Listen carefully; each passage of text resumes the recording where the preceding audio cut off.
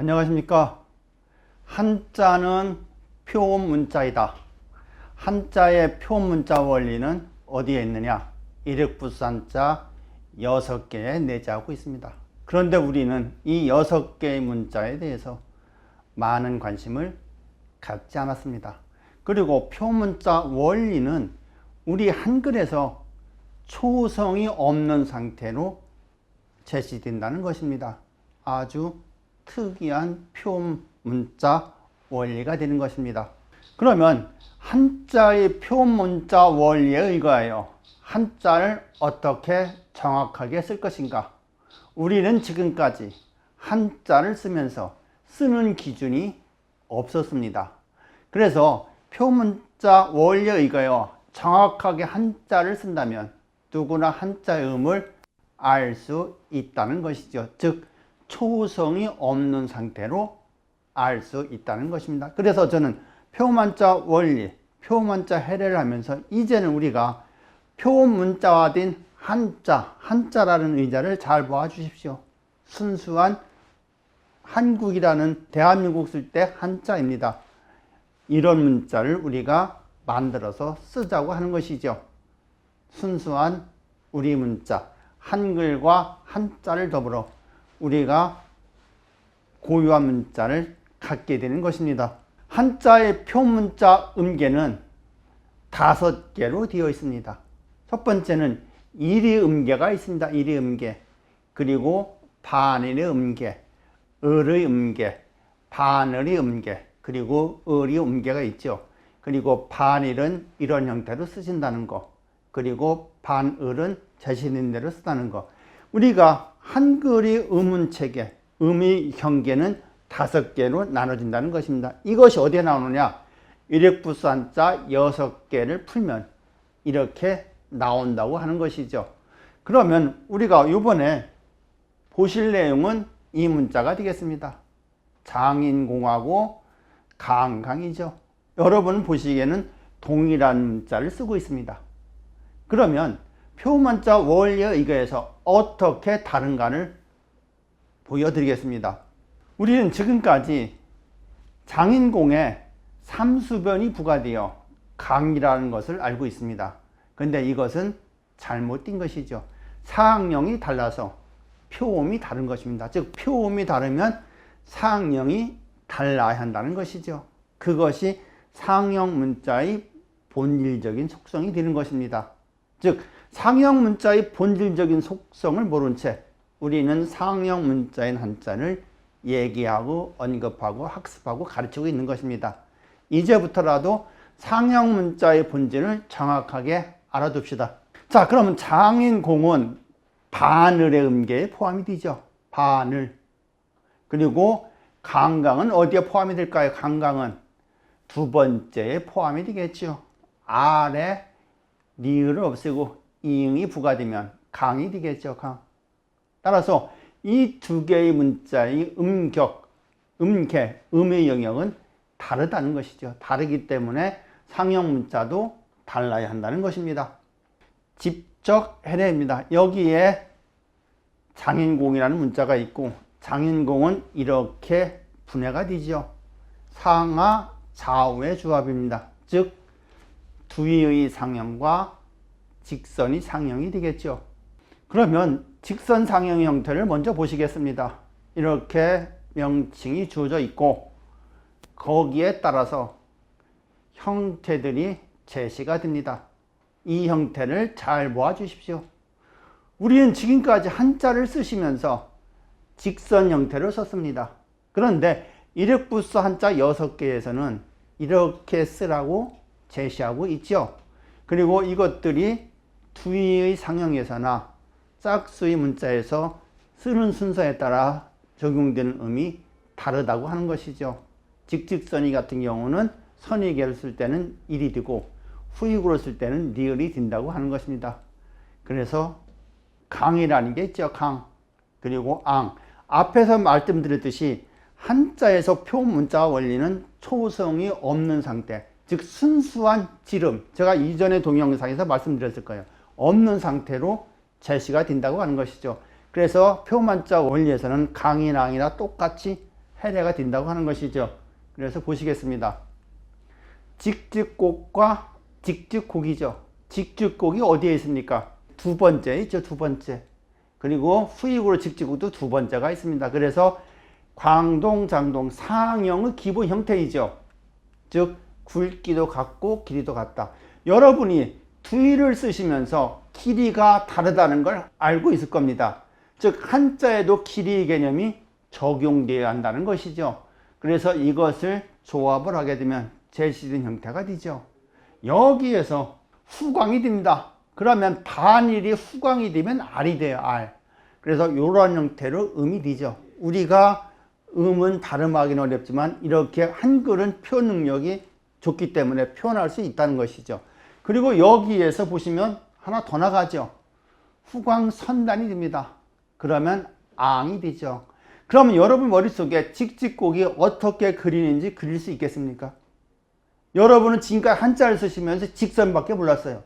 가르치는 사람도 직선, 배우는 사람도 직선, 그리고 동일한 문자를 써놓고서 이건 음이다 이렇게 얘기를 했죠. 상형이 다르면 표음이 다르고 표음이 다르면 상형이 다른 겁니다. 즉 앙, 강은 이 직직곡과 직직곡의 조합에 후광선단의 형태로 써야 한다는 것이죠. 이 뒤에서 이 형태가 나올 것입니다. 그러면 이런 형태가 있겠죠. 장인공은 어떻게 써야 되는가? 장인공은 앞에서 말씀드렸듯이 네 번째 음계가 되죠. 네 번째 음계. 그러면 네 번째 음계는 직곡곡이 되는 것입니다. 직곡곡의 직직곡입니다. 그러니까 네 번째하고 두 번째의 조합이 되는 거예요. 그리고 기본인 광동, 장동이 가죠. 그러면 제시된 음이 됩니다. 여기에서 광동이 뭐로 바뀝니까? 선광으로 바뀌죠. 선익이 굵다는 의미예요. 선익이 굵다. 옛날에는 붓으로 썼기 때문에 이것들이 표현이 가능하다는 거죠. 붓으로 썼기 때문에. 그래서 반을이 선광이 되면 올이 되는 것입니다. 그래서 제시된 형태로 발음이 되고 여기에서 선광, 선단이 되죠. 그러면 옹이 되는 것입니다. 옹. 그러면 여러분들이 장인공하고 강강에서 쓰는 형태는 이렇게 다른 것이 됩니다. 즉 직접 해례라고 하는 것은 상형의 문자에 해당되는 음을 적용시키는 것을 의미합니다. 이것이 직접 해례입니다. 간접 해례입니다. 여기에 장인공이 있고 장인공은 우선 두의 상형을 보겠습니다. 그러면 우선 이렇게 되겠죠. 직선 상형의 형태들이 제시가 됩니다. 여러분들이 아직 이걸 정확하게 이해하지 못하기 때문에 제시하는 것입니다. 그리고 명칭이 있고 형태가 있고 선익, 후익에 따라서 음이 달리 적용된다는 거. 즉 직선 상형의 형태는 여기서 5개가 제시지만 실질적으로는 10개가 제시가 됩니다. 그러면 장인공, 자 보시겠습니다. 공은 어떻게 쓸까요? 공. 우선 간접에는 일의음계의 문자가 시작이 됩니다. 즉 직직선이 필히 사용되어야 한다는 것이죠. 그래서 직직선과 직직곡입니다. 첫 번째와 두 번째의 조합이죠. 그래서 이렇게 발음이 나죠. 그리고 여기에서 선광, 장동이 되면 일이 선광이 되면 열이 되죠. 그래서 이런 형태가 됩니다. 그리고 나서 여기에서 선광, 선단이 되는 것이죠. 그러면 0이 됩니다. 여기까지는 여러분이 생소하실 겁니다. 그러면 한자에는 우리 조상이 만든 문자입니다. 여기에 우리의 한글의 음운체계가 숨겨져 있습니다. 매우 과학적이고 체계적으로 숨겨져 있죠. 보시겠습니다. 자, 그러면 한의를 어떻게 쓸 건가? 보십시오. 장인공 안에 한의를 쓰는 경우는 상하가 막혀 있죠. 그러면 제시된 5개를 다 굳이 쓴다면 쓸 수도 있겠죠. 그런데 식별하기가 곤란하기 때문에 여기에서는 이런 것들을 우선적으로 적용될 수 있습니다. 첫 번째, 세 번째, 네 번째가 될 거예요. 두 번째하고 5번째는 표현하기가 어렵고 또한 인식하기가 어려울 것 같습니다. 그래서 앞에서 제시된 두의 상형, 즉 0에 이것을 적용시켜 보겠습니다. 이건 유는 집합의 개념이에요. 앞에 했던 거에 집합되는 경우. 그러면 앞에서 0이었고 직직선은 선익으로선 1이었어요. 그러면 이거 두 개를 조합하면 0이 된다고 하는 거예요. 0. 여기서 한글의 위대함이 나오는 겁니다. 그러면 직직선 말고 직곡선을 적용하면 어떻게 될까요? 직곡선. 그러면 0과 을의 조합은 용이 됩니다. 즉 여러분들이 을이 자 0이 뭡니까? 0이 선광선단이에요. 그러면 을을 선광선단을 적용을 하게 되면 을 선광이니까 요리 되겠죠. 그리고 선단이니까 요가 됩니다. 그래서 거기에다니 이응이 부과돼서 용이 되는 것이죠. 하나 더 보겠습니다. 직직곡입니다. 이것은 반을이 돼요. 반을. 자 그러면 0에 반을이 부과됩니다. 반을. 여기에서 반을이 선광이면 올이 되죠. 그리고 선단이면 오가 되고 그리고 이응이 추가돼서 옹이 되는 것입니다. 즉 장인공에서 간접해례는 요 두 가지 형태의 조합으로 된다고 하는 거예요. 근데 간접해례의 방법이 실제로 사용하다 보면 더 편합니다. 왜냐하면 한자는 획수가 많은 경우는 이렇게 간단하게 표현할 수 있다는 것이죠. 장인공과 강강이 있죠. 앞에서 제시한 형태를 만들어 보았습니다. 그리고 이상형이 있고 두이상형이 있죠. 첫 번째 것은 어떻게 해례가 될까요? 어떻게 읽을 수 있을까요? 두이상형을 보겠습니다. 그러면 이렇게 표현이 되죠. 직직곡과 직직곡의 조합의 후광 선단입니다. 후광 아래께 굵고 위에께 짧죠. 이것은 앙으로 놨어요. 여기에다 하는 일이상형을 직직선으로 부과되면 앙이 되는 것이죠. 그래서 강강의 형태는 첫 번째 형태로 써줘야 한다는 거예요. 지금까지 여러분은 1차적인 거 한자는 직선밖에 몰랐습니다. 직선이 아니고 한의를 쓰는 것은 기본이 5개, 보조가 5개, 10개를 쓸 수 있다는 거예요. 그래서 강강은 첫 번째 게 쓰는 거고 두 번째는 어떻게 읽을 수 있을까요? 상형 형태로 이것은 이렇게 읽을 수 있죠. 직곡곡입니다. 네 번째 형태. 그리고 두 이상에서 아래 것은 직직곡이죠. 이것을 조합하면 옹이 되죠. 옹. 그리고 여기에다가 직직선을 부과해도 그대로 옹이 되는 것입니다. 즉 장인공의 형태는 이렇게 써줘야 한다는 거예요. 직선으로 쓰지 말라는 거죠. 그러면 세 번째는 어떻게 쓸 수 있을까요? 세 번째는 앞에서 말씀드린 간접해례입니다. 그리고 이 두 개는 직접해례라고 합니다. 직접해례. 그럼 세 번째 거를 보시겠습니다. 이것은 직직선과 직직곡이에요. 제신 상형 형태에서 첫 번째하고 두 번째죠. 그리고 나서 보시면 위가 굵고 짧습니다. 그래서 선광선단이에요. 그리고 이것은 0으로 표현됐고 그리고 내려가는 직선을 보시면 어떻게 되어 있습니까? 직선은 이루어 있지 않고 파형이죠. 파형. 이것은 상형 형태에서 네 번째가 되죠. 그래서 이것은 음은 반을이 되죠. 반을. 그래서 0. 0하고 반을이 조합이 되면 반을이 선광이면 올이 되고 선단이면 오가 됩니다. 그리고 거기서 이응이 부과돼서 옹이 되는 것이죠. 그래서 장인공은 이런 형태로 써줘야 한다는 것이죠. 여러분이 한자를 쓰시면서 이렇게 직선의 형태를 다양하게 표현해야 우리가 그에 대한 음을 알 수 있다고 하는 것입니다. 그래서 이 세 번째는 간접 해례라고 하죠. 저는 직접 해례보다는 간접 해례가 더 오묘하다고 생각을 합니다. 처음에는 생소하기 때문에 어려울 수 있지만 한자를 쓰는 묘미는 여기에 있고 결국 이건 우리가 여러분이 세 개가 제시된 형태에서 제가 제시된 대로 음을 알 수 있다고 하는 것, 이 자체가 뭡니까? 한자는 동이족이 만든 문자라는 거예요. 이것은 중국이 한족의 언어로는 설명이 안 되는 겁니다.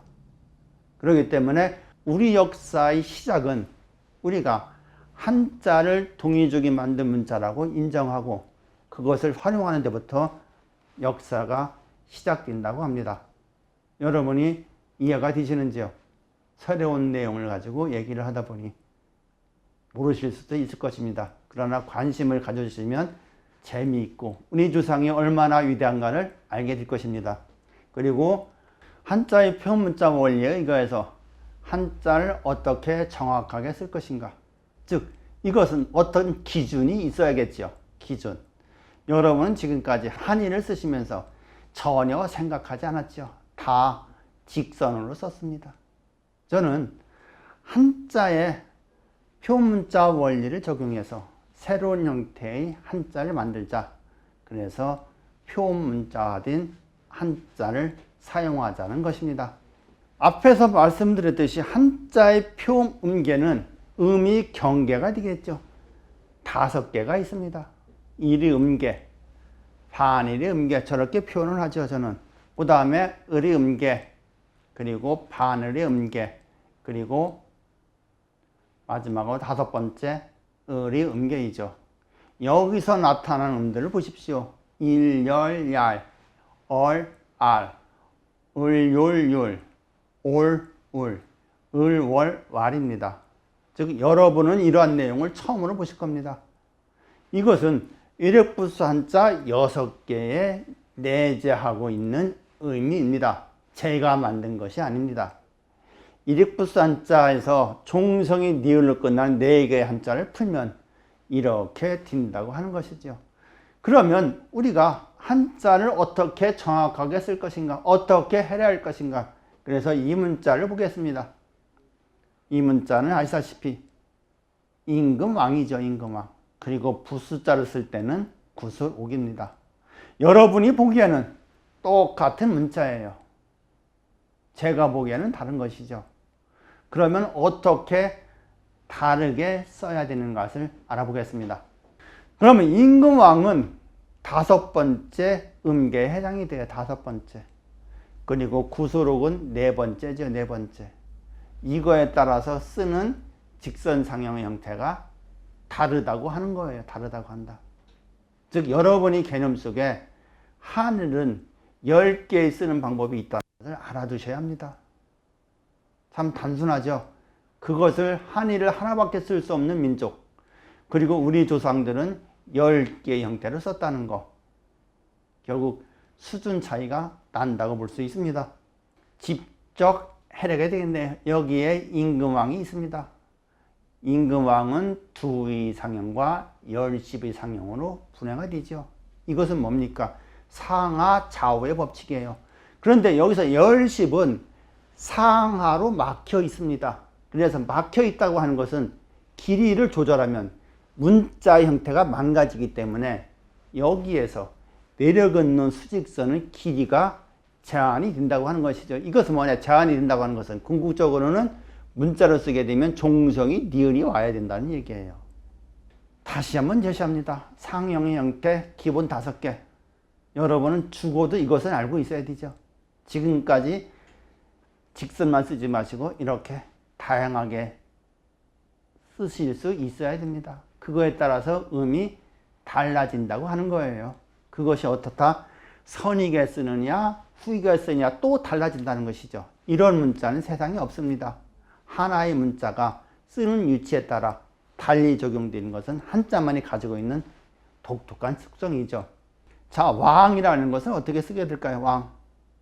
자, 왕은 여러분들이 아시다시피 직예선입니다. 5번째, 5번째. 그리고 이응은 직직곡에 해당이 돼요. 그래서 직예선과 직직곡의 조합에 광동, 장동 이렇게 표현이 되죠. 이렇게 우리는 발음할 수가 있습니다. 그리고 여기에서 상형의 형태가 변하겠죠. 어떻게 변합니까? 후광으로 변하죠. 후광. 그러면 을이 후광이 되면 왈로 변해요. 왈. 그래서 이렇게 제시가 되고 여기에서 선단이 됩니다. 그러면 왕이 되는 것이죠. 왕. 즉 수의상형으로 왕을 표현할 때는 이렇게 써줘야 한다는 거예요. 이렇게. 자, 그 다음에 보시겠습니다. 자, 옥이라는 거 있죠. 옥은 제시된 표 4번째에 해당이 돼요. 4번째. 직곡곡의 뭡니까? 3번째. 직곡선이죠. 두의 형태를 써보십시오. 직직곡하고 직곡선. 그래서 이것을 조합하게 되면 제시된 음이 되죠. 그리고 여기에서 옥이니까 선광이 되겠죠. 선광. 그래서 이것은 이렇게 조합을 하면 옥이 되죠. 무엇을 오가 매다 이런 뜻이 되죠. 그리고 나서 여기에서 선단이 되죠. 선단. 그러면 옥이 되는 것입니다. 옥. 그러면 우리가 임금왕자, 구술옥자에서 옥을 표현할 때는 이렇게 제시된 대로 써줘야 한다는 것이요. 이것이 직접 해례입니다. 직접 해례. 그러니까 여기서 임금왕에서의 투의상형이 달리 써주면 자연스럽게 음이 오겠죠. 간접 해례를 보겠습니다. 간접 해례. 여기에 임금왕이 있고 우선 투의상형을 가지고 일의음계의 문자를 만들어 보는 겁니다. 즉 이렇게 만들면 되죠. 또 한번 제시합니다. 상형 형태가 제시가 되죠.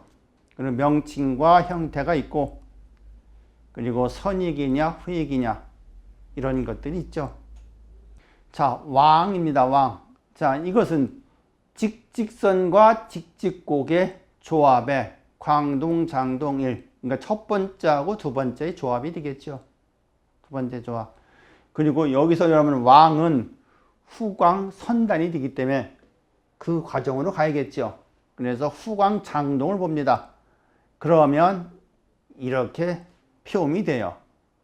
그리고 나서 여기에서 무엇이 됩니까? 선단이 되면 양이 되죠. 양. 자, 그러면 여기에선 전 어떻게 왕으로 갈 거냐? 나머지 남아있는 것이 열십의 상형이죠. 그런데 앞에서 말씀드렸듯이 내려긋는 것은 길이의 제한을 받습니다. 그렇기 때문에 이렇게 한번 해보시겠습니다. 여기서 옆으로 가는 직선의 형태는 5가지를 다 쓸 수가 있어요. 내려가는 것은 조금 제한적이 될 수 있죠. 그래서 이렇게 조합을 해보겠습니다. 직직선과 직직. 그러니까 열십의 상형에서 직직선과 직직선의 조합은 1이 되죠. 1. 거기에 앞에서 제시된 양을 조합을 하게 되면 양으로 수렴이 됩니다. 양. 그 다음에 이런 형태가 있겠죠. 두 번째. 직직곡이 되면 반일이 되죠. 반일. 반일과 양을 조합을 하게 되면 반일에 후광이면 알이 되죠. 그리고 선단이면 아가 돼서 이응이 부가 돼서 앙이 되는 거예요. 이런 논리적인 구조로 간다는 것이죠. 그래서 세 번째를 보겠습니다. 직곡선입니다. 그러면 이것은 융으로 발음이 나요. 융. 그 다음에 네 번째 것을 보면 직곡곡이 부가되면 웅이 되죠. 웅. 그리고 마지막 여기에 열십의 상형에 지계선이 부가되면 이런 형태가 됩니다. 이런 형태. 이것은 을의 양이 조합이 되면 왕으로 수렴이 되죠. 즉 여기에서 임금왕자가 임금왕으로 표현이 되려면 이렇게 조합이 된다고 하는 거예요. 이렇게 직선 형태로 긋는 게 아니고 첫 획은 뭐로 가야 된다는 얘기가 나옵니까? 가운데 것은 직예선으로 써주면 된다고 하는 것이죠. 간접헬의 두 번째입니다. 여기에 임금왕이 있죠. 그리고 두의상형이 있고 직선상형의 형태가 제시가 되고 선익으로 사용되느냐 후익으로 사용되느냐 음이 달리 적용이 되죠. 그러면 이렇게 보겠습니다. 옥이라고 하는 거죠. 옥. 그러면 여기서 보시죠. 옥. 우선 일이음계에서 직직선과 직곡선이죠. 그러니까 첫 번째 거하고 세 번째의 조합이에요. 그러면 자연스럽게 책을 읽다가 나옵니다. 읽다. 그럼 여기에서 상형의 요소가 바뀌겠죠. 굵기가 바뀌겠죠. 그러면 이것은 역이 됩니다. 무엇을 엮다. 그리고 여기에서 선광, 선단이 되면 역이 되죠. 역. 그러면 나머지 이제 열십의 상형을 어떻게 변경을 할 거냐. 그걸 보시면 되겠습니다.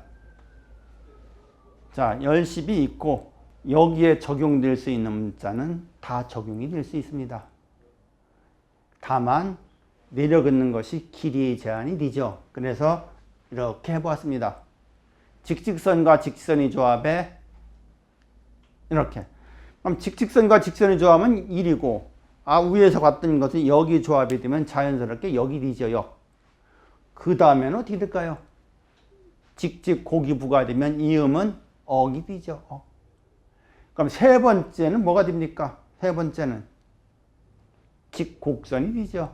그래서 이건 욕이 되고 네 번째 직곡곡이 부가가 되면 이것은 옥이 됩니다. 옥.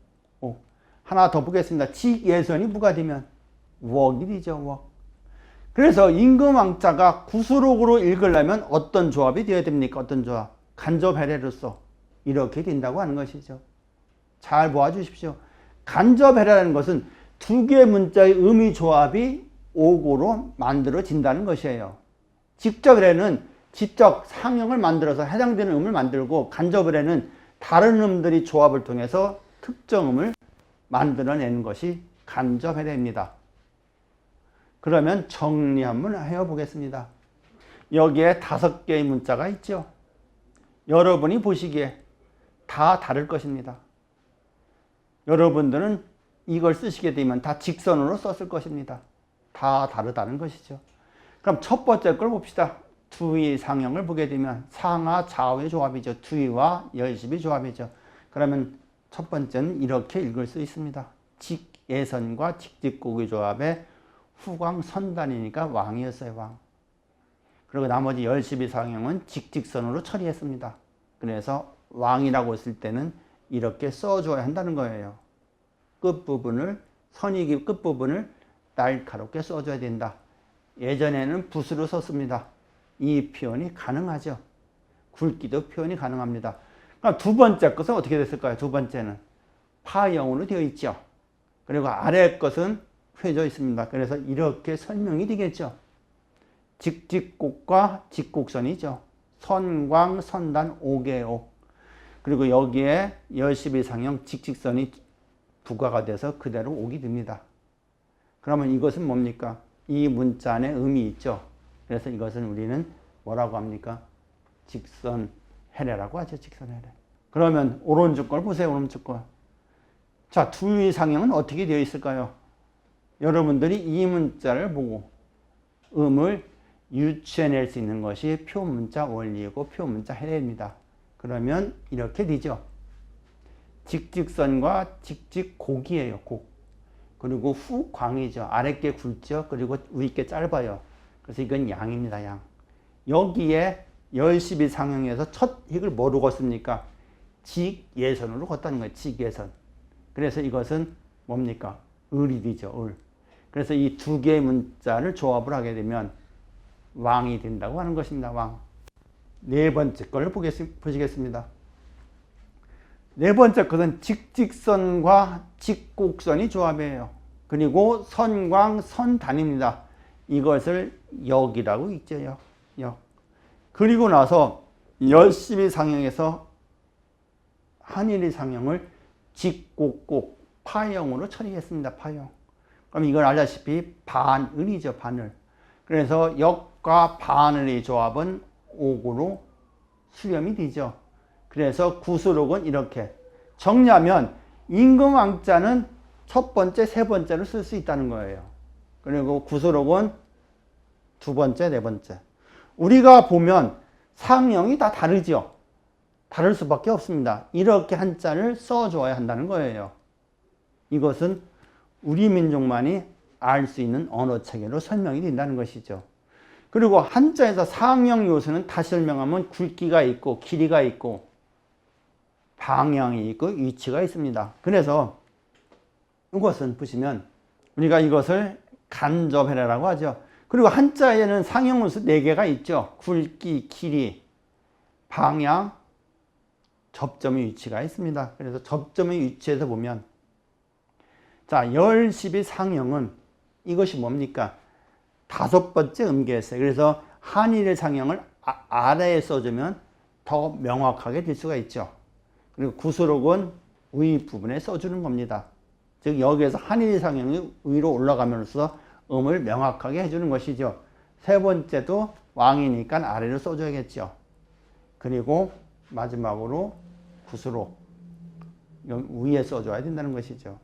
근데 상형의 형태가 명확하면 접점의 위치는 문자 그대로 보조적으로 사용되는 것입니다. 그렇기 때문에 써줘도 되고 안 써줘도 됩니다. 그런데 더 강조하기 위해서는 위에 붙여주는 것이 좋겠죠. 위아래 위치의 접점을 명확히 표기해 주는 것이 문자를 볼 때 글자가 작은 경우에는 더 정확하게 음을 알 수 있다는 겁니다.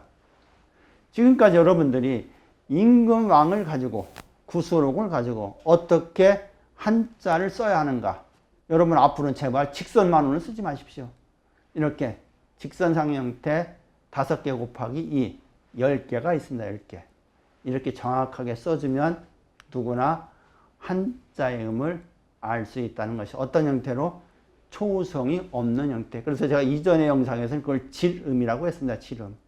질음의 형태로 표문자화가 된다고 하는 것이죠. 이렇게 쓰면 여러분이 학습을 통해서 이해를 통해서 음을 알 수 있다는 거예요. 이것은 여러분들이 어려운 내용이 아닙니다. 이것은 아주 쉬운 내용이죠. 그런데 다만 우리가 생소해서 몰랐을 뿐입니다. 한자의 표문자 원리는 일익부산자 6개에 내재하고 있다는 거예요. 여러분이 6개의 의미를 정확히 아는 날 한글은 한자는 상호 조화를 통해 완성이 될 것입니다. 그리고 한자는 표문자에다 관련된 저의 저서가 되겠습니다. 한자는 동이족이 만든 문자이고 우리 언어체계와 완벽하게 일치하고 이것이 채용이 되면 결국 한글은 더욱더 완성하게 될 것이고 세계의 문자가 될 수 있을 것입니다. 한자와 한글 같이 가는 세상이 왔으면 좋겠습니다. 대단히 감사합니다.